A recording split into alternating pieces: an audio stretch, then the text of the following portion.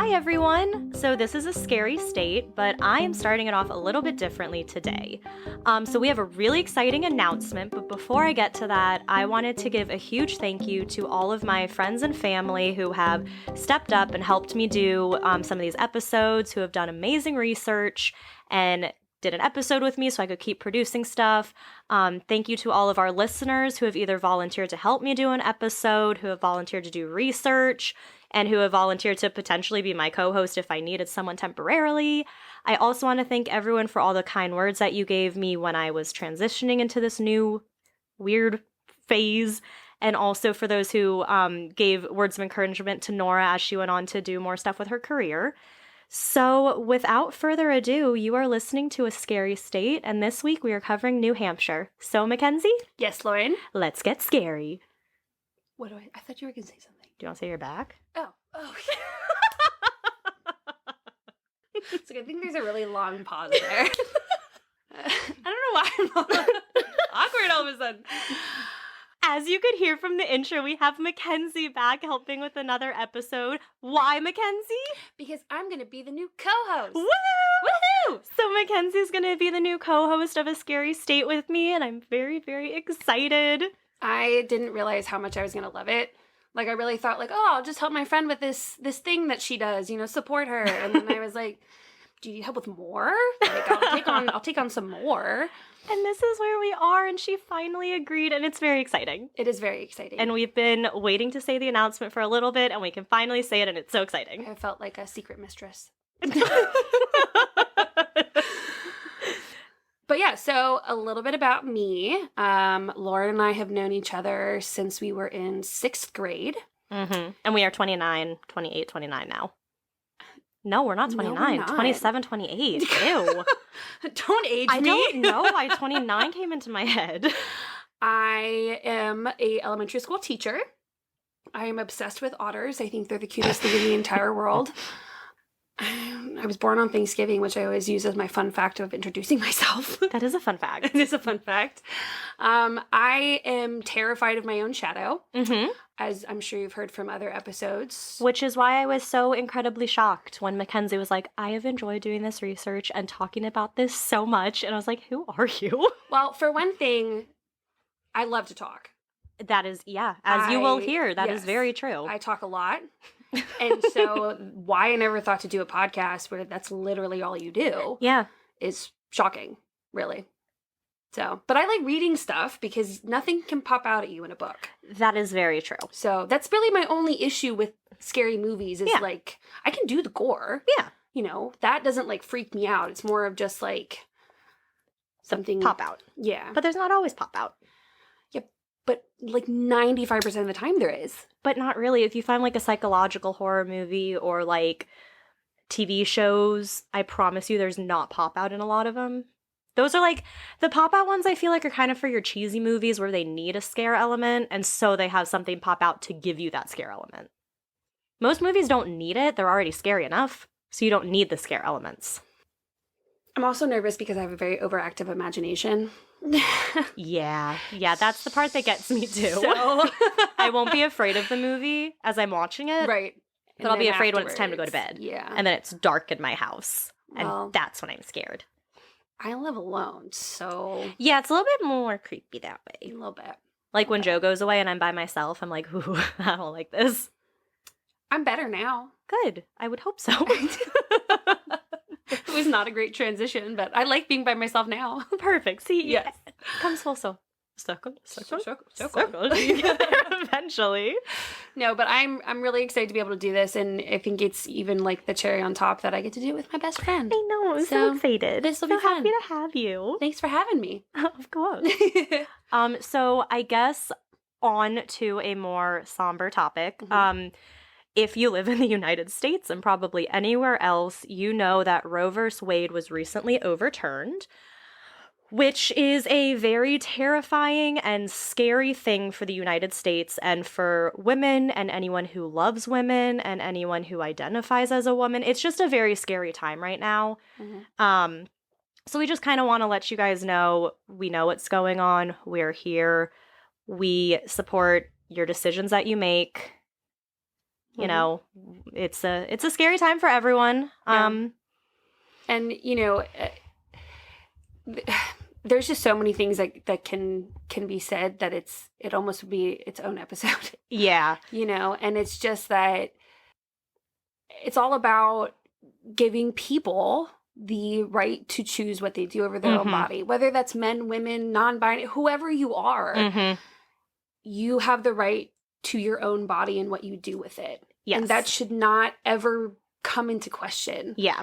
And I hope that come November, if we can get out and vote, and please register to vote, tell people to register to vote, make sure you're voting. This is another incredibly important election. Then also what you can do in the meantime is just spread the facts. No false information. If people have questions, do your research, tell them, educate them so that they know that there are more sides to this argument than just abortion, and support organizations that are, if you're a politician and you're listening to this, please stop telling me to vote and actually do something now that I voted for you. Yes. So if you're a regular Joe Schmo, just know that you have two people that are in your corner and want you to have the freedom to choose. Yep. So that's all we want to say about that. We just didn't want to do an episode where we don't talk about something so important right now. Absolutely. Yeah. But at the same time, we hope that this podcast can be a platform to, to hopefully at least change one person's mind, or at least convince someone to go vote, Absolutely. On the flip side of that too, use this podcast as like a way to kind of escape for a little bit. Yeah. Listen to a good story and two girls babbling and having fun, but just know that this is where we stand and that's what we support. And, we didn't want to not address it. Yeah. All right, so now on to something more fun. What did you watch, Mackenzie? Okay, so since you're so pressed on getting me to watch something scary, yes, I'm trying to take baby steps, and so my friend Ben showed me Scream Queens. Okay, which I know is not technically scary. No, but it's in the realm. But it's a step in the right direction. Yes, there was a couple times I had to look away because it was a little too, much, but I really enjoyed it. I love a good whodunit. Okay. And so I'm like, okay, I started with that. Okay. Yeah. I'm proud of you. Thank you. I was really proud of myself too. I wrote in my notes, like, I must share. Okay, good. How many episodes did you get through? I got through the first season. Wow. I know. So. Wow. Okay. All right. We're making baby steps. We're getting there. By the time October comes around, you're going to be a pro at all of these scary movies.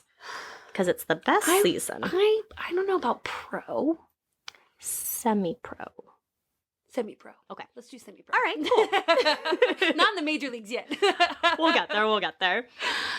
And so, okay, I went to a psychic last week. Yes, I've been so excited for you to tell me what happened. Okay, so in Old Town Alexandria, there is a psychic lady, and she's been there for 38 years. She, has been doing this for a while. And so you had talked about it at one point, so I was like, well, I'm going to go do it. So I went out to dinner with my friend last week, and we went to one store, and she's like, do you want to go, to the psychic person next door? And I was like, yes. I was like, you don't ever have to ask me if I want to. So we go up, and I wasn't going to do the palm reading at first, but then hearing her thing, I was like, I got to do it. So I sat down. Setting the scene. She asked if I'd ever gotten my palms read before. And I said, this is the first accurate reading I will be getting, because my first one was in New Jersey, in Jersey Shore. So legit, not real. And because the one in Jersey Shore, the lady took each of us into a different room and did it at a different time. Yeah. So I ended up getting the exact same reading as someone else. Oh. So it was definitely bullshit. So then she asked if I was close to that person I got the same reading from, because there was something interesting with my palms. And I was like, well, that person was my cousin's friend, so I've literally never seen that girl again. Right. And so Lydia was like, oh, okay, that's interesting. So then she's looking at my hands, and she goes, you're psychic, right?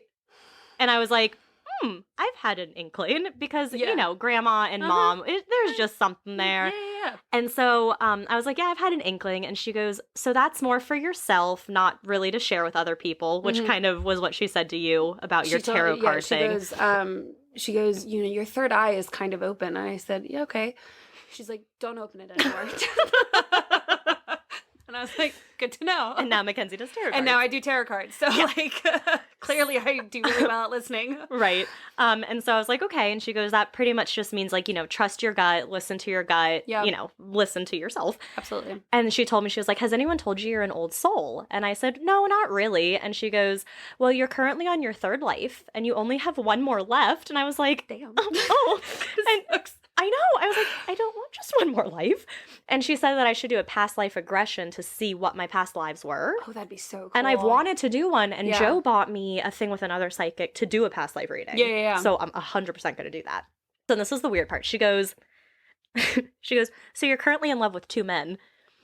Oh. And I was like, am I? She was like, your last relationship ended really like suddenly, really tragically. There was no closure. And I said, I was kind of out of the relationship a year before it ended. Mm-hmm. And she was like, okay, well, what else did she say? Oh yeah, that there was like the love with a guy from the past who I assumed was, my ex. Mm-hmm. And I was like, I said that was sort of out of the relationship kind of thing. And she's like, well, you want some closure. And I said, I don't really need closure.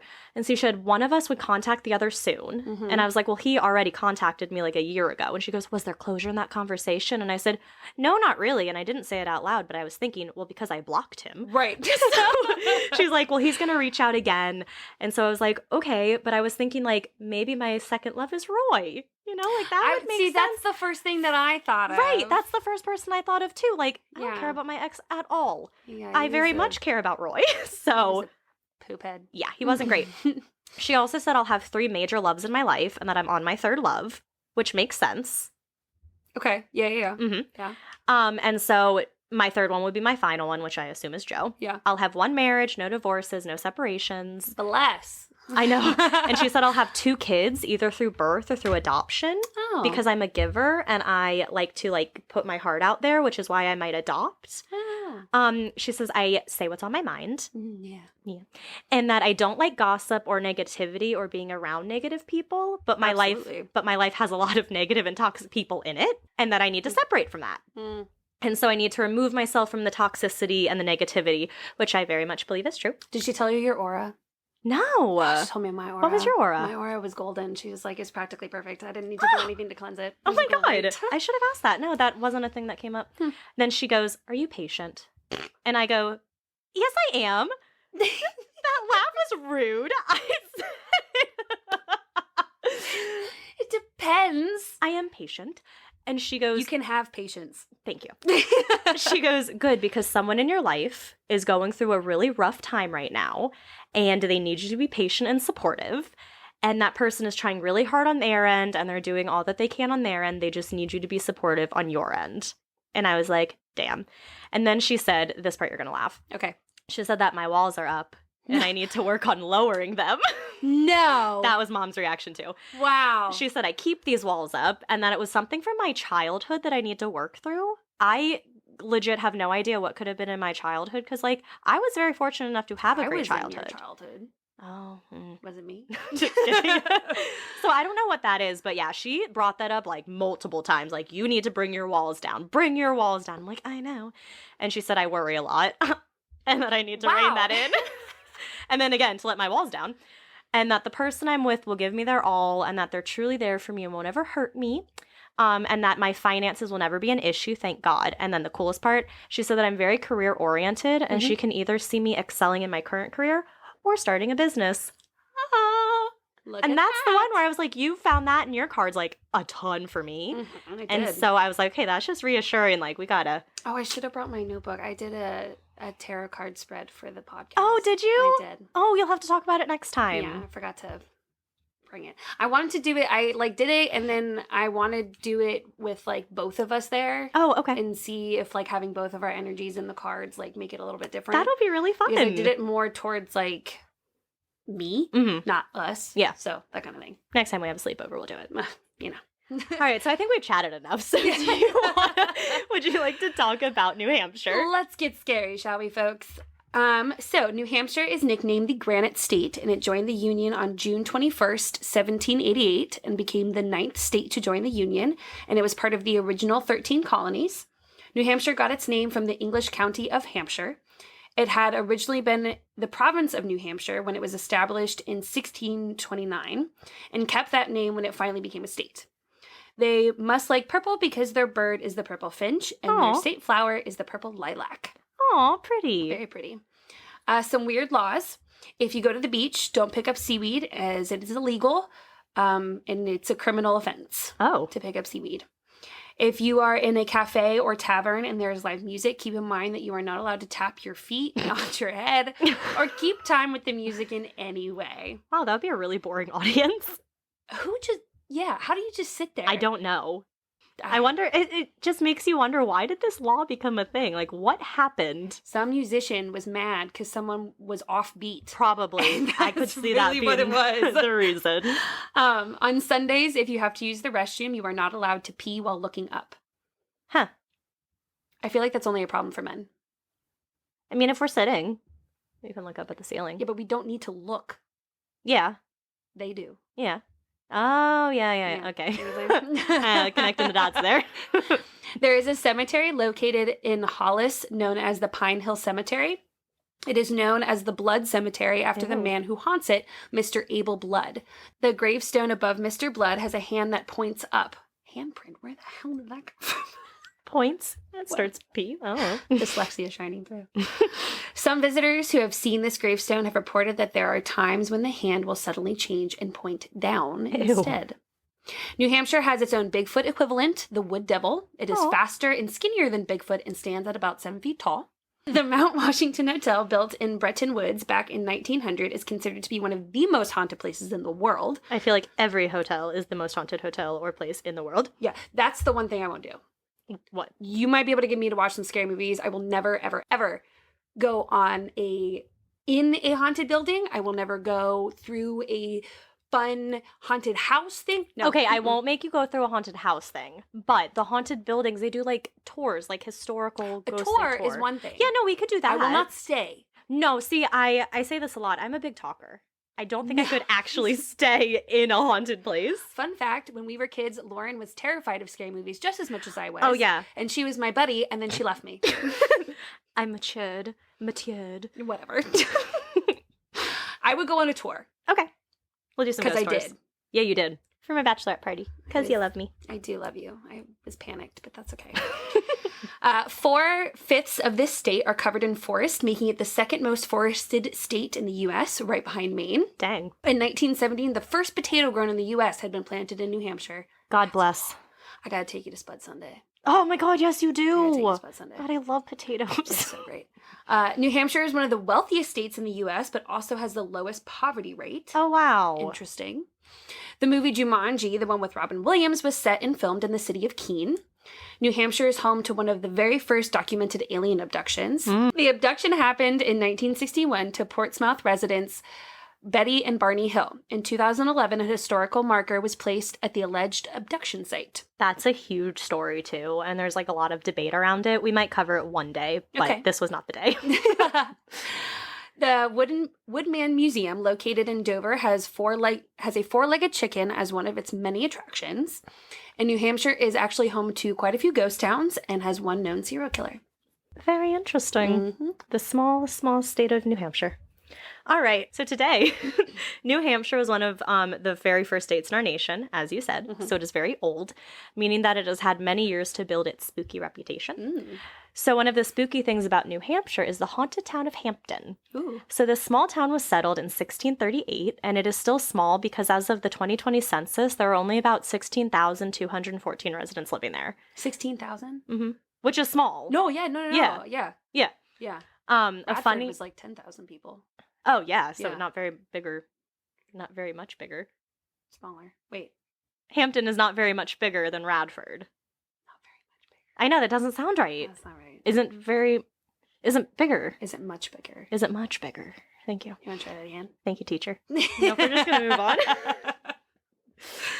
So a fun thing about this town is that they are home to the oldest continuing festival in the state, the Hampton County Watermelon Festival, which is held the third week of June. So it is coming up from when this episode releases. No, it has already passed by the time this episode releases. I had it in my notes and I was like, coming up just happened? Who knows? Yeah. So I wanted to talk about some of the things that make this small town so haunted. Okay. So first off, I'll start by talking about Meeting House Green Memorial Park. This park, also known as Founders Park, is located at 40 Park Avenue and is said to be haunted by the ghost of Goody Cole, the only woman to ever be convicted of witchcraft in New Hampshire. Goody Cole was born in 1590 as Eunice Cole in England. Eunice and her husband William Cole served as indentured servants to Matthew Craddock, who was a wealthy merchant in London. After their service to Craddock was completed, they sailed to New England. Their entire passage was furnished for €10. They first ended up in Boston and were granted 2 acres of land on February 20th, 1637. That's gotta be a lot, right? 2 acres of land? Yeah. Yeah. That's a decent amount of land. Yeah, like in Ashburn where we lived, each property was 1/4 of an acre. Oh, yeah. So like 8 of my house areas. Okay, yeah. Yeah. I don't know how big yours was, but it was probably somewhat similar. But they soon left for Exeter, New Hampshire before the end of that year. But not long after that, they moved to the neighboring town of Hampton and received 40 acres of land.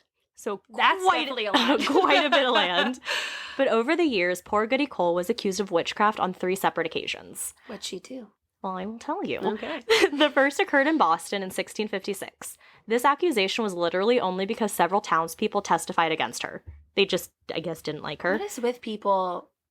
I don't know. Making up stories. So this resulted in her being imprisoned for 4 years until 1660. She was free until 1662, when she was returned to prison and was released sometime between 1668 and 1671. On October 4th, 1662, the Massachusetts court records read, quote, "In answer to the petition of Eunice Cole, it is ordered that she may have her liberty upon her security to depart from and abide out of this jurisdiction and not to return." So it just makes it sound kicking like her out. Yep. After this accusation and stint in prison, she was acquitted of the charges despite, quote, just ground for vehement suspicion of her guilt.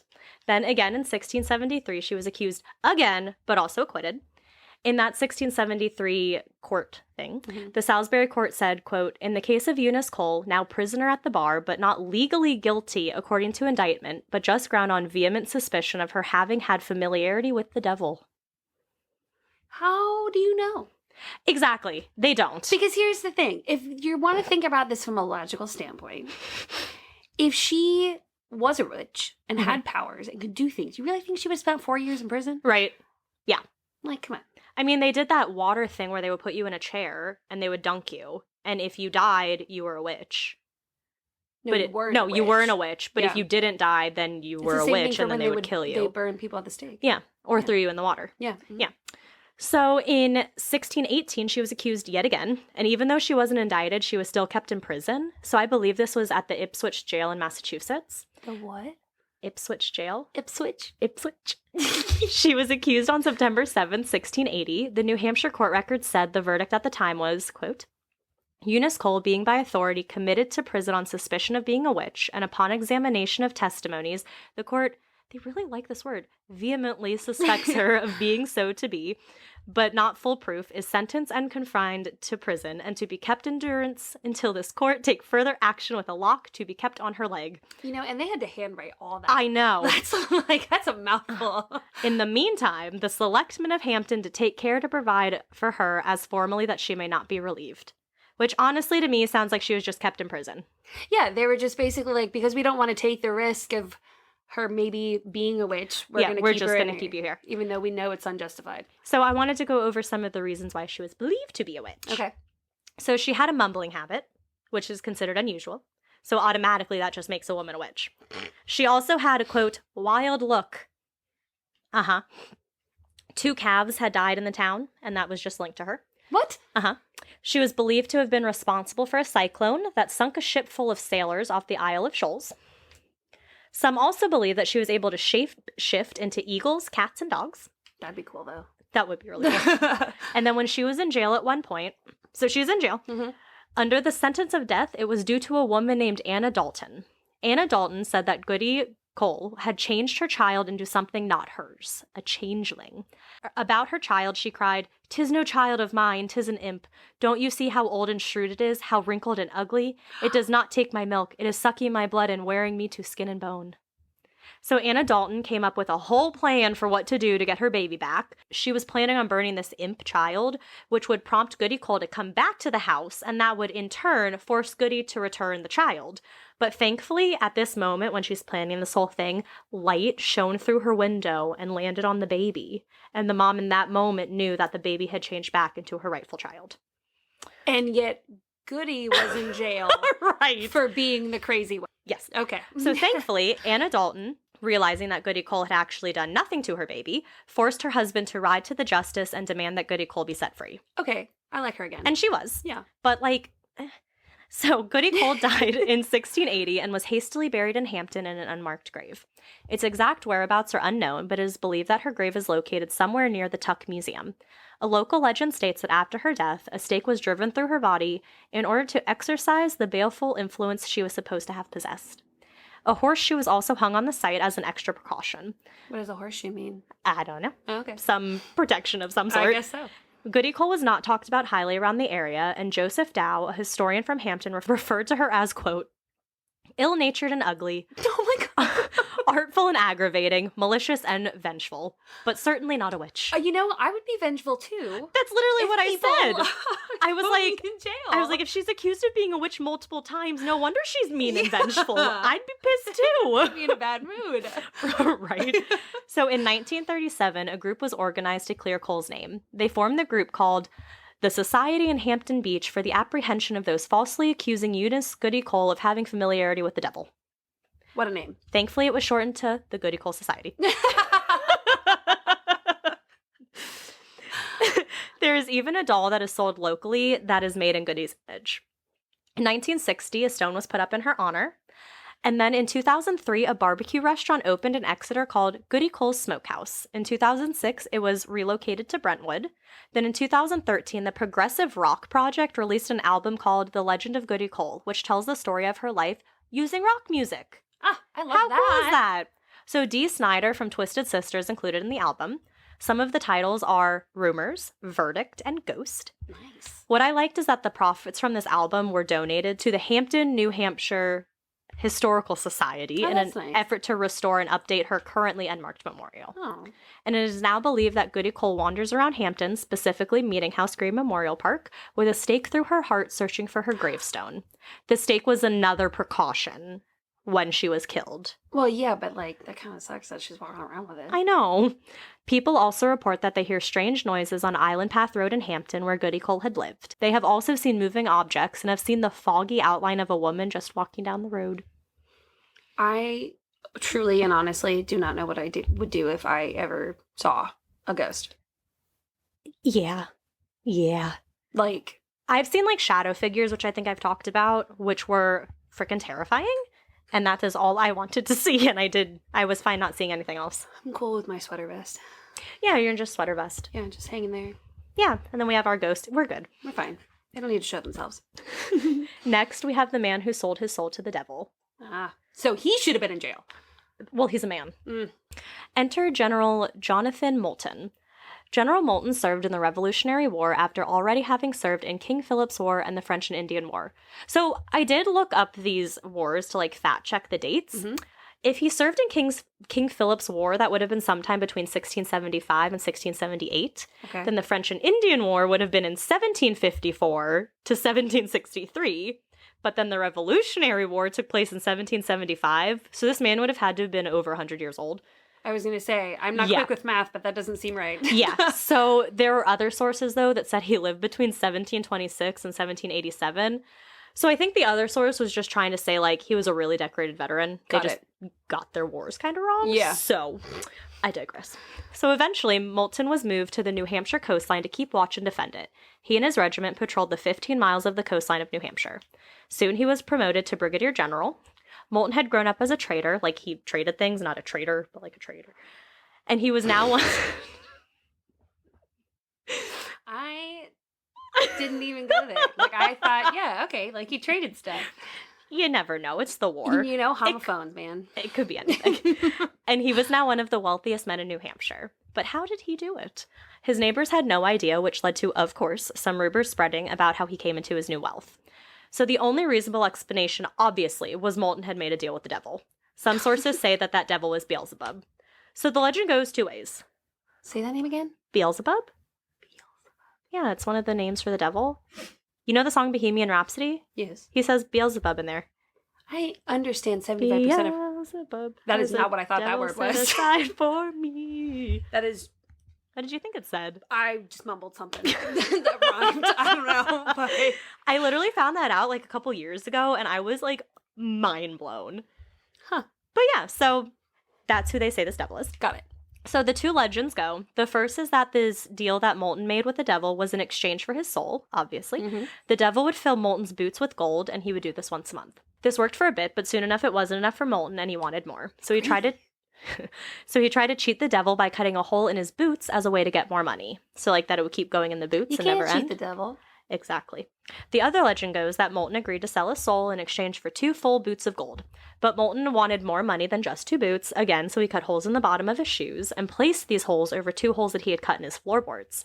So the devil started to fill the boots with gold, but all of the gold fell through the holes and ended up filling up Moulton's basement with these gold coins. Exactly what he wanted. Somehow, Moulton was able to keep his soul in the story, maybe because the boots never filled with gold. But both stories end the same way, with the devil quickly realizing what Moulton had done, and in retaliation and as punishment, the devil burned down his house. I mean, he and his family barely escaped with their lives. Yeah, well, at least they escaped. But not only did his house burn down, but all the gold coins he had collected melted away. It wouldn't melt away. If it's a fire that the devil created, I think it could melt away, Mackenzie. Sorry. This whole ordeal is believed to have occurred in the 1770s. Moulton ended up rebuilding his house, and that new mansion is still standing today at 212 Lafayette Road in Hampton. The house is said to be haunted by John Moulton's wife, Abigail. So when I first read this story, I wondered why John wasn't also haunting the house with Abigail. But after reading this story, I can see why. So why does Abigail haunt this house? Well, during around the time of the American Revolution, Moulton's wife, Abigail, contracted smallpox and passed away in the house. Oh. Moulton must not have been too upset, though, because within a year, he had met and married a younger woman named Sarah, a woman 24 years his junior. Bruh. A woman who had been friends with his wife. Sarah killed her. There is even a rumor that John used the ring he had given Abigail to give to Sarah. You know, do you know how... Do you know how livid I would be? In the afterlife? Yes, but I was going to say to get like a ring from your past marriage. But does she know? I'm just saying. But there's no proof of this, but I felt it should be added. It is said, though, that on John and Sarah's wedding night, Abigail appeared by their bed, attempting to steal back her ring. Go you, Abigail. Right, so this might be why John isn't allowed in the house. Probably. I can't say I blame her. The last story that relates to John Moulton came after his death. Apparently, as his body was being taken to its final resting place, one of the pallbearers, a friend of Jonathan's, wanted to see his friend one last time, so he opened the lid of the casket. He must have been incredibly shocked when his friend wasn't lying there in the casket. The body had just disappeared. But in the spot where the body should have been was a bag of coins that had the devil's face stamped on them. So the story could come from the fact that, fearing his jealous neighbors would destroy his tombstone, John Moulton was buried in an unmarked grave. The house has been considered haunted for a long time, actually from the death of Abigail all the way until it was restored in the 1900s. After Moulton's death in 1787, the Whipple family became the owners of the house. They must not have been great because they had slaves, but the slaves living in the house started to report seeing ghosts.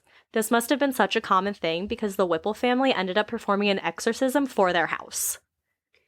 Anytime I hear something like that, I think of the movie Monster House. Oh, I haven't seen that in forever. That's a good movie. It scared me when I was a kid. It has a cute ending. It does. Yeah. It does. I've watched it recently now as an adult, and it's not scary. Good job. Thank you. It is now believed that Abigail's ghost is still haunting this house. Maybe she isn't able to be put to rest, though, because another legend goes that at one point in time, 40 railroad workers took up residence in their home as they were working on the railroad. Oh, I hate you. No, but like for real. It is believed that they were working on the railroad and they had saw an opportunity and you took it. They had to. They had actually, and I assume unknowingly, covered up the unmarked graves of Jonathan and Abigail, but even to this day, these graves had not been found. Yeah. And then we have the Marston house. So this house has been standing over 200 years and is haunted by the ghost of a young 11-year-old boy. The boy is usually seen dressed as a sailor. It is believed to be the ghost of Valentine Marston. He was named Valentine because he had been born on February 14th. Yeah, so his story... Original. That's like lazy naming right there. A little bit, yeah. So his story goes that when he was only 11, he somehow got a hold of his father's gun. He went outside with the gun and it ended up going off, wounding him. On October 12th, 1890, he died from the wounds he sustained and from lead poisoning. Interestingly enough, the house has been moved from its original location, but it is believed that Valentine followed. Also, during the move, the company that was moving it experienced 2 blown tires, something that they had never experienced before. The family that had lived in the house when it was in its original location before the move had reported hearing footsteps regularly, and the young girl who lived in the house actually claimed to have seen Valentine. He is said to still show up from time to time, but he had been the most active in the late 50s and 60s. Harold Fernald, a former WHS teacher, told the Hampton Union that Valentine will show up in houses where the extended Marston family stays, so he, travels to the family. It is also said that Valentine is considered to be a white ghost, which means that those who see him often experience something good shortly after. Yeah? I have a question. Yeah. Yes, raising your hand. Well, I needed to get your attention. Of course, yes. There's different color ghosts? I guess, maybe their aura? If they're, a dark ghost, they're going to be more like the demon-y bad spirits. And then I guess the white ghosts are, your more light, nice spirits. It's like mood ring, but for ghosts. Yeah, exactly. Mood ring for ghosts. Harold told the story about a family from New Jersey who had moved into a home that one member of the Marston family had previously lived in. So it was a house on Tide Mill Road, but that family was having a hard time selling their old house. Soon after moving in, the woman stated how she had seen a young boy dressed in a sailor suit. Harold showed her the picture of Valentine, and she confirmed that that is who she had seen. Apparently, Valentine just smiled and disappeared. Well, within 48 hours of this woman seeing Valentine, her house sold. Hey. I know. We like Valentine. So yeah, this wasn't very long, but I thought these stories were interesting, so I wanted to cover them. They're sweet. Minus, the devil one. And being mean to a witch. Yeah. So it ends with one sweet thing. One good story. One sweet story. So that is the story of the haunted town of Hampton. Very cool. Yeah. Thank you for sharing about your haunted town. Okay, so the story that I'm going to talk about today was actually sent to me by one of my coworkers, Allison. Shout out to you. That you've been really excited I've been really excited about it. She just sent me 3 quick articles, and as soon as I started reading into it, I was like, oh my gosh, I have a whole page of works cited that I found. Oh, fun. Yeah. So, but I first want to give a disclaimer. I'm going to be giving disclaimers kind of throughout this story. Yeah. This case talks of mental health, drug use, suicide, and it's a very graphic homicide. So please do what is best for you and listen to parts of this story or not at all. I've tried my best to put trigger warnings throughout the story in case you want to skip ahead. So this is the story of the murder of Kim Cates and the attack of Jamie Cates, her daughter. Kim was born on March 6th, 1967 in Toledo, Ohio. She attended nursing school at Pima Community College in Tucson, Arizona. She went on to work at Tucson Medical Center and would eventually fall in love with the world of pediatric care. Kim was introduced to her husband, David, by a friend, and the two were married just 3 months after meeting. About a year later, their daughter, Jamie, was born. Kim was very close with her family, both her parents and brother, and along with her husband's family. She never missed a birthday, anniversary, holiday to send a card. Jamie and her mother were also very close. And it is said that they kind of had a language all their own. They could understand each other without even saying a word to one another. Yeah. Kim always reminded Jamie how much she loved her daughter and how proud of her she was. The family moved to Mont Verne, New Hampshire from Baltimore, Maryland in 2004. Kim would light up any room she entered. Although small in stature, she was said to be larger than life. People would be drawn to her. You know what's weird, though? Real quick before you start over. Yeah. The case I covered in North Carolina was Jamie Fraley, and her mom's name was Kim. That is weird. Yeah. That is very weird. People would be drawn to her enthusiasm, energy, and contagious laughter. She began working as a nurse at St. Joseph's Hospital in Nashua and Catholic Medical Center in Manchester in their pediatric center, which I'm pretty sure Manchester is where Allie's from. Oh. So there you go. Kim was very dedicated to her patients. She did not just treat her patients' physical issues, but also alleviated their anxieties and fears. She cared for her patients as if they were her own children, making sure that they felt at ease and safe. She would even go the extra step and work with parents to help them understand what was happening with their child. Oh, that's sweet. Right? she knew, being a parent herself, how frightening and helpless a person can feel when their child is sick. Yeah. Kim was always advocating for her patients to ensure they received the best care, even when it wasn't always appreciated by the doctors she worked with. Kim wasn't afraid to speak her mind and speak up for her patients. So now I'm going to talk about 4 young boys: William Marks, 18, Quinn Glover, 17, Stephen Spader, 17, and Christopher Gribble, 19. That's how old they were at the time of the crimes. Okay. And they were friends who were part of a group called the Disciples of Destruction. Oh. Mm-hmm. Spader, being the one who brought this group together, had been talking to his friends for months about breaking into homes.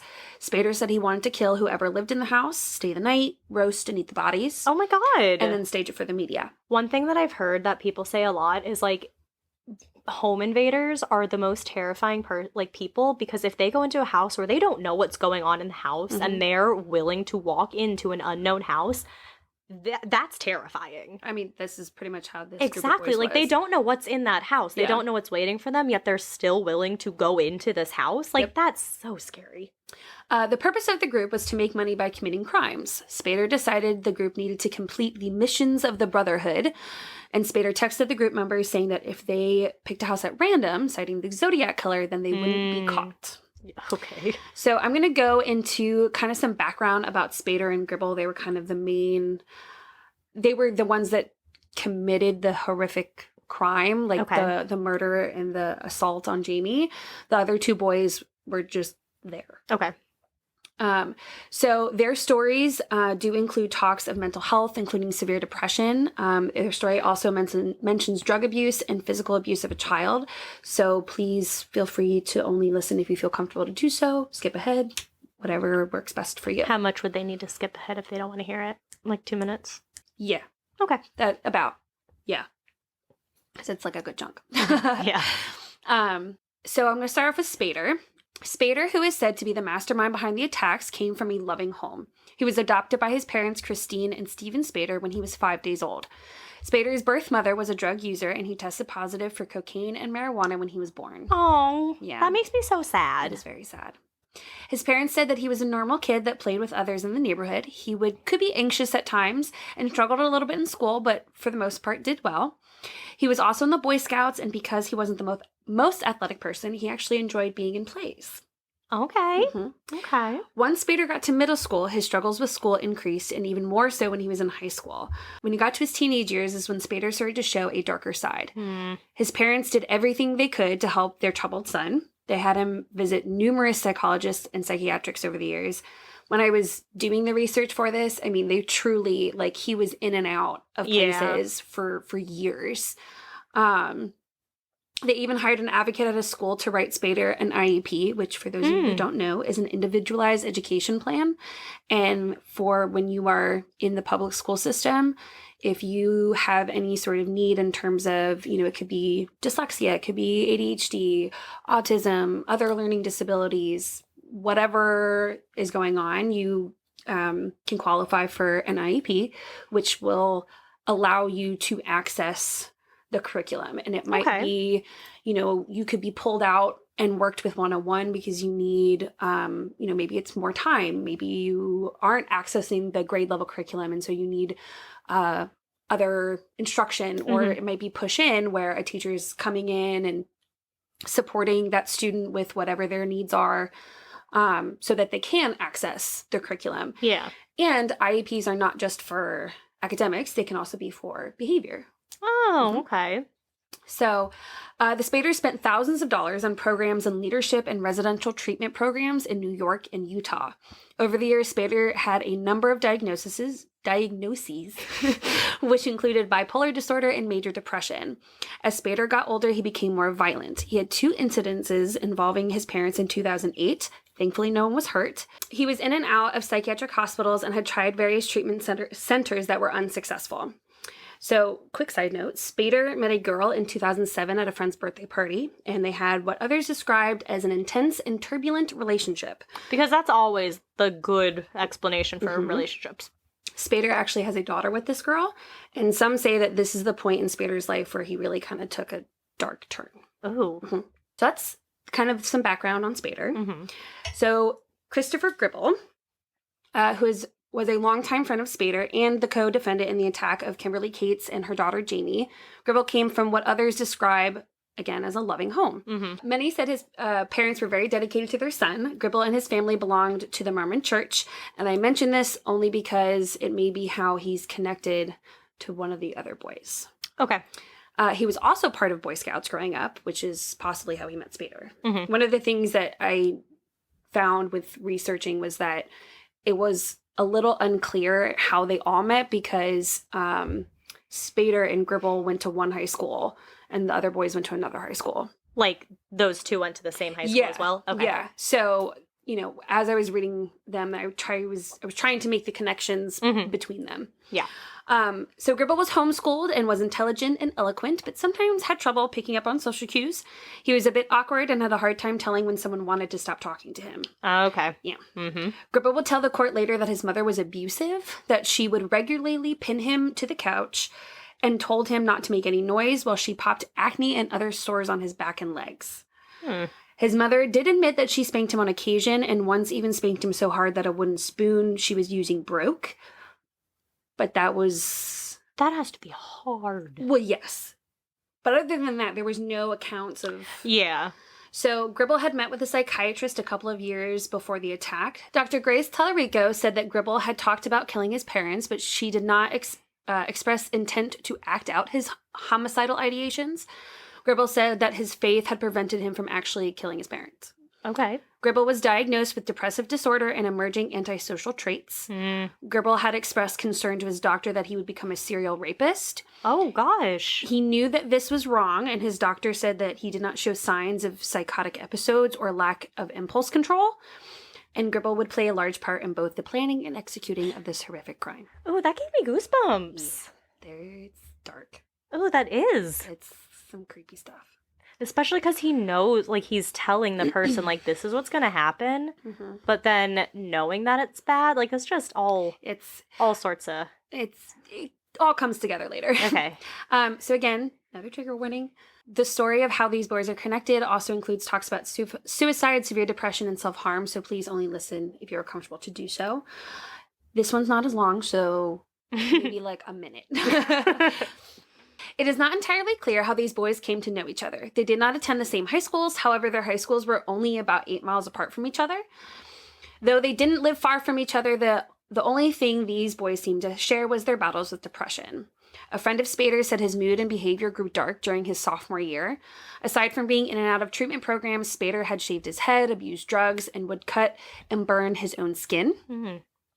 He often spoke of suicide. Gribble would tell friends that he viewed himself as a destroying angel. Gribble told a friend that he hated his dad and wanted to kill him. Gribble's dad, not the friend's dad. Yeah. Okay. Yeah. William Marks's father said his son suffered from depression and had stopped taking his medication in June, the year of the attack. Mm-hmm. Quinn Glover was described as being a really nice guy. A friend of Quinn said, quote, "He never really had trouble with other people, maybe with himself, but not other people. He ain't violent. He's lost his temper, but he hates himself when he's angry." Glover and Marks went to the same high school, which was about 8 miles from where Gribble and Spader lived. Marks had met Spader through a mutual friend in April of that year. Gribble and Glover may have been introduced through the Mormon community, because they're both Mormon. And it was reported that Glover was at a Mormon study group just hours after the attack occurred. After the attack? Yeah. Oh. Yeah. Okay, so now I'm going to go into the crime. It's pretty graphic and it's pretty brutal. So if you are squeamish or just not something that you want to listen to, scoot ahead. This is the last. A lot of chances to back out. Right. This is the last trigger warning. So if you want to just skip ahead to the trial, that's fine. While the end goal may have intended to be burglary, this crime quickly escalated to a brutal murder. However, all the assailants agreed that if someone was in the house, they would kill them. It was early morning of October 4th, 2009. Spader drove the teens to Kate's home. Kimberly Cates, that's her last name. Yeah. Okay. Yeah. They shut off the electricity to the home and used... Mm-hmm. Yeah, like for... That's scary. And especially because they talked about it being at random, but when you listen to this crime and like the things that they did, like sounds more planned. There was a lot of planning that was put into this for sure. Yeah. So they shut off the electricity to the home and used their iPods as a light to make their way through the home. Their iPods? Mm-hmm. Oh my gosh. I mean, these guys were in high school. What year was this? 2009. Oh, yep. Yeah. Mm-hmm. Oh my god, do you think there was music playing? No. Oh, because I would wonder what song. You know, I mean, like headphones. Yeah, no, I know what what you mean. song would be playing. That wasn't listed if there was. That would be an extra creep factor. Yeah, a little bit. All 4 young men had brought a weapon with them. Spader had a machete, and Gribble had a dagger. Gribble had stolen his dad's machete for Spader to use in the attack. They had entered the master bedroom where they found Kim Kate sleeping with her 11-year-old daughter, Jamie. Kim woke up and asked, Jamie, is that you? Spader immediately started attacking Kim with the machete. Ugh. Jamie attempted to protect her mother, only to be attacked by Gribble's knife, stabbing her in the face and chest, attempting to kill her. When Jamie tried to escape, Gribble threw her against a glass door where she fell to the floor. All the while, Spader was attacking Jamie's mother, Kim. He had cut her head, torso, arms, and legs. At some point, Spader and Gribble switched victims. Oh my god. Mm-hmm. After Jamie was thrown into the door, Spader proceeded to hit her in the head with a machete and kick her. Spader told Gribble to slit Kim Kate's throat. The other 2 men stood by and watched the gruesome attack, doing nothing to stop their friends. When the men were checking to see if Jamie and her mother were dead, Jamie pretended to be dead. Mm-hmm. After the attack, the young men proceeded to search the house for valuables. So they attacked the people first. Yeah. Which is like, it was 4 o'clock in the morning. Like, they could have just easily made their way through the house, stolen shit, and left. Like, they literally searched for the people. Yeah. Like, that was what they wanted to do, no matter what they say. That's what they wanted to do. And then probably wanted to make it look like a robbery gone wrong by taking stuff. Mm-hmm. After the attack, the young men proceeded to search the house for valuables. They took some jewelry along with other items from the home. Spader and Gribble removed their clothes and cleaned off their weapons. They threw the evidence into the Nashua River. Kimberly Cates was left with 36 different wounds. A severely wounded Jamie somehow made it to the kitchen phone to call police. Damn. Doctors later testified she would have died of a punctured lung if she lost consciousness before calling for help. Wow. Mm-hmm. Jamie had injuries that cut off portions of her left foot. Her head was split open and her jaw was broken. Oh my god. Yeah. Around 4 in the morning of October 4th, 2009, police responded to a 911 call at the Cates home. Milford Police Sergeant Kevin Furlong noticed the light was on inside of the home. The front door had been broken, and upon entering, he found 11-year-old Jamie with extreme cuts and calling out, "They killed my mommy." Aww. It's so sad. Oh. It's truly like, oh my god, reading this, it was so heartbreaking. Sergeant Furlong. Thanks, Allie. Great story, but oh my god. Sergeant Furlong carried the little girl outside and went back in to search the home. He found Kim Cates in her bedroom brutally murdered. Meanwhile, after the young men had disposed of the evidence, Gribble took the stolen jewelry to a local pawn shop, all assuming that it had gotten away with the crime and had every intention of doing it again.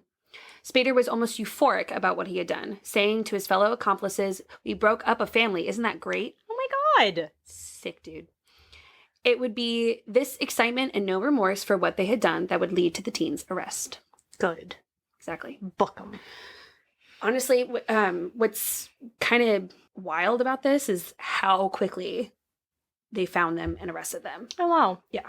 Okay. This is what happens when men are egotistical. Mm-hmm. So, later that afternoon, police got a call from a friend of the teenagers that said that Spader and Gribble had come to his house and told him in detail what happened in the Cates home.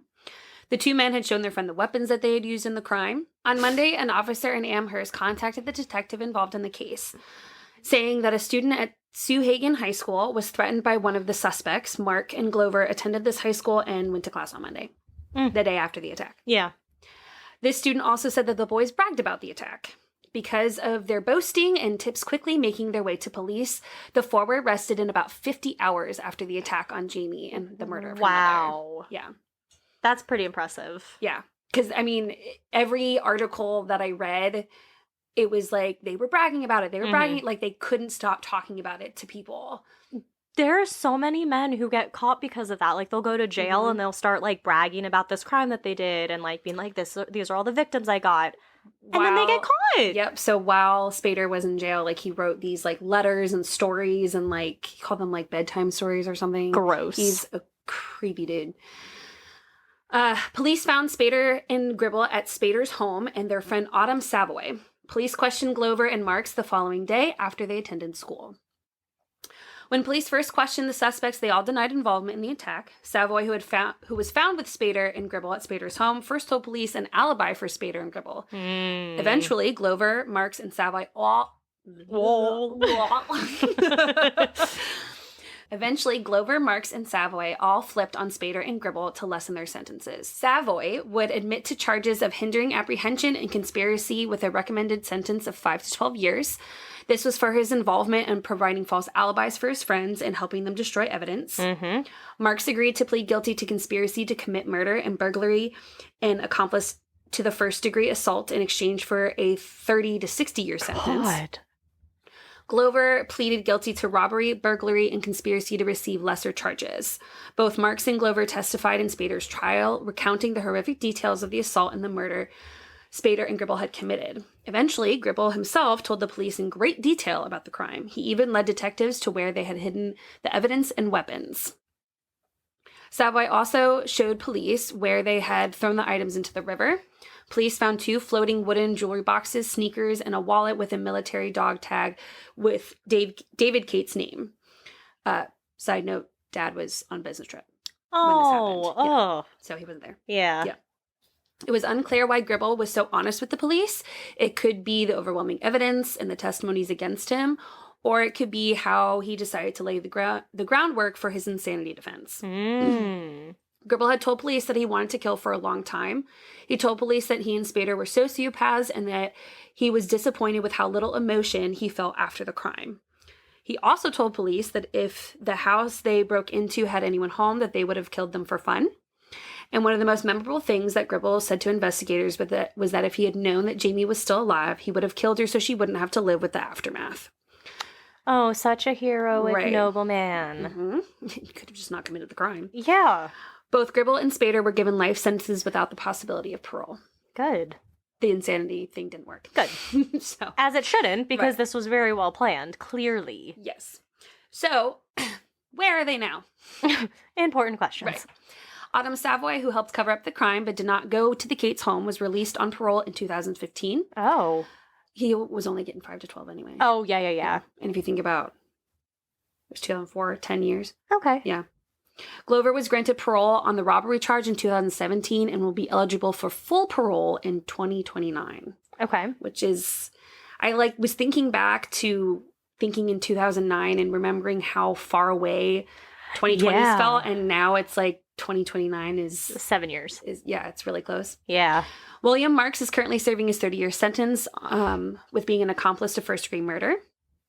Christopher Gribble is still serving his life sentence without the possibility of parole. He tried to overturn his conviction in 2013 and wanted a new trial, but the appeal was denied. Good. In 2013, there was a possibility that Spader would have been given a new sentencing. The Supreme Court had ruled that the mandatory life sentences for those under the age of 18 was considered cruel and unusual punishment.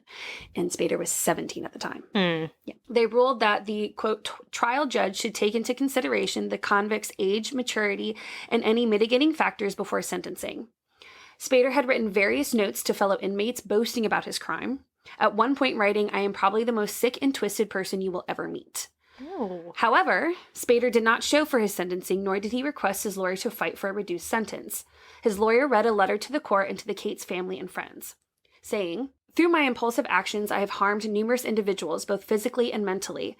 I have torn apart families and ruined lives. But still, I must beg forgiveness from everyone I harmed. To the Cates family, I know my words hold no meaning, but I am truly sorry for the pain I have caused you. I do not expect forgiveness, nor do I deserve any." He said he does not want to, quote, slip by on a technicality and instead chose to accept responsibility for my actions. He is currently serving time in a New Jersey state prison. I don't know why he's in New Jersey. I don't like how he also keeps making himself sound like this noble person. Like, I don't want to slip through the cracks. I want to make sure I'm serving my time. Apparently he's a very good inmate. Yeah, because they're always good inmates. Yeah.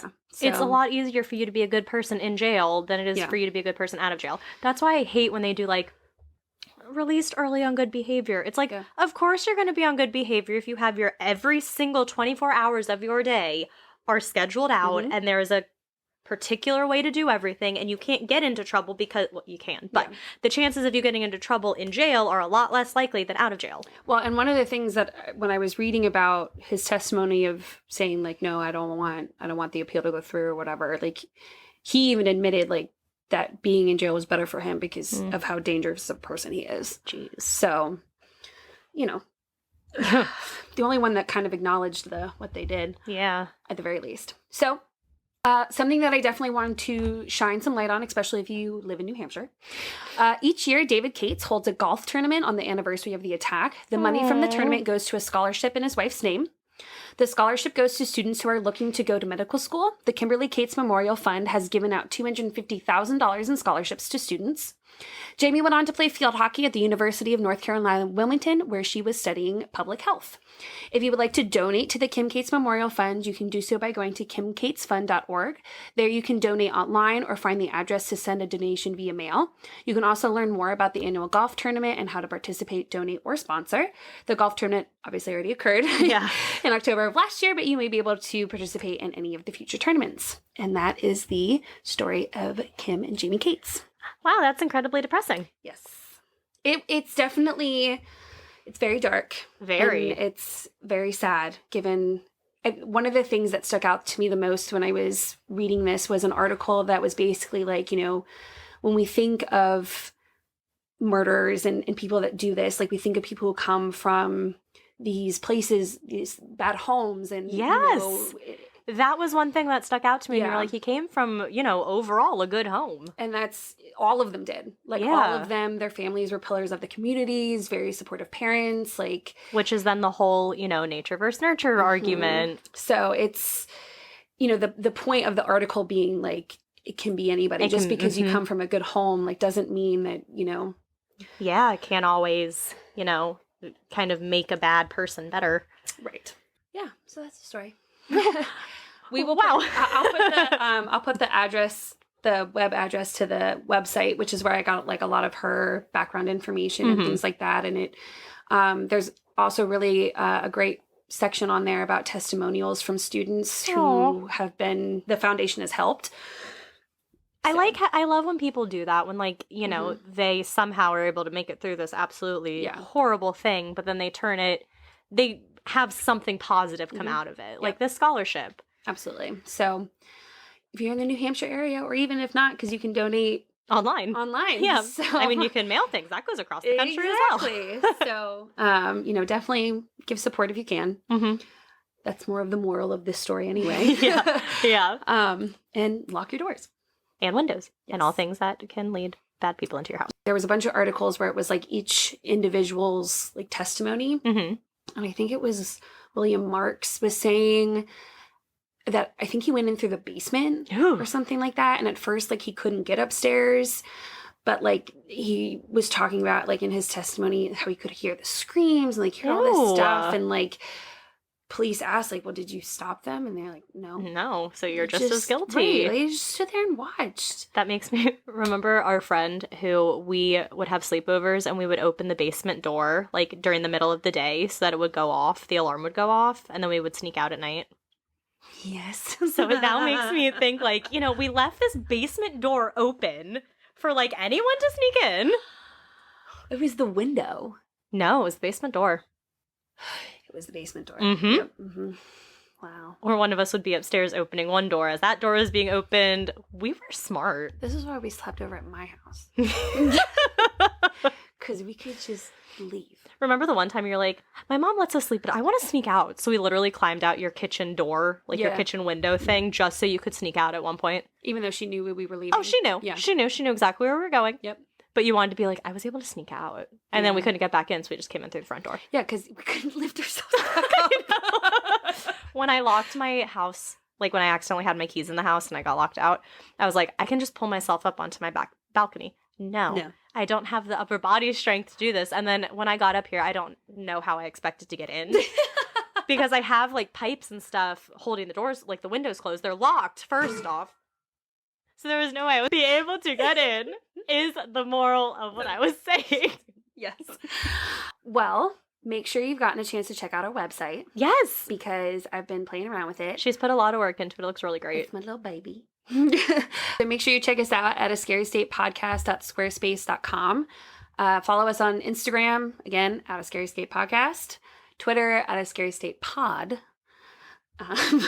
And then we also have a Facebook page. We've slowly but surely been getting more likes. So thank you if you've liked the Facebook page and shared our posts and things like that. So even if you don't get a chance to listen, if you could just like it.